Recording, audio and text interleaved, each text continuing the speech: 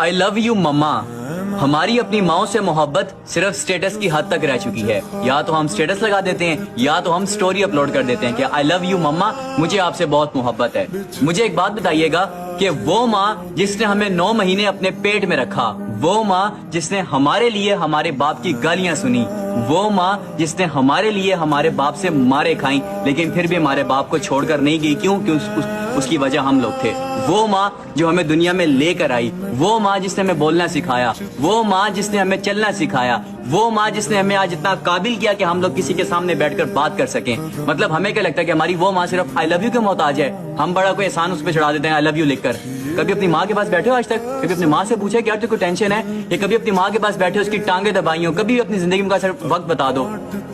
मतलब स्टेटस लगाने से कुछ, भाई मेरे स्टेटस लगाने से कुछ भी नहीं होता, ठीक है? ये स्टेटस लगाने कौन सा आप उस पर एहसान चढ़ा रहे हो? वो आपके स्टेटस के लिए बैठी हुई यहाँ पर। कभी उसके पास बैठे हो, कभी उससे पूछा कि तुझे कोई टेंशन है? कभी उसकी टांगे दबाई हैं? अपनी जिंदगी में थोड़ा टाइम अपनी माँ के लिए भी निकाल लिया करो। वो औरत है जिसने हमारे लिए अपनी जवानी बर्बाद कर दी है। वो औरत है जो हमारे लिए अपना पूरा घर छोड़कर आई थी हमारे बाप के साथ। तो आज तक तुम स्टेटस लगाते हो सिर्फ माँ के लिए, आई लव यू माँ, आई लव यू माँ, आई लव यू माँ। आई लव यू लिखने से कुछ भी नहीं होता, ठीक है? उसका एहसास करो। उससे कभी उससे पूछो कि माँ तुझे क्या टेंशन है? तेरे पास तेरा बेटा है, तेरे पास तेरी बेटी है, तो मुझे बता, मैं तेरा मसला हल करता हूँ। कभी बैठो माँ के पास, कभी पूछा कि माँ तेरे पास दवाइयों के पैसे हैं, तेरे पास खाने के पैसे हैं, तेरे पास कपड़े हैं, तेरे पास जूते हैं? कभी पूछा उस माँ से?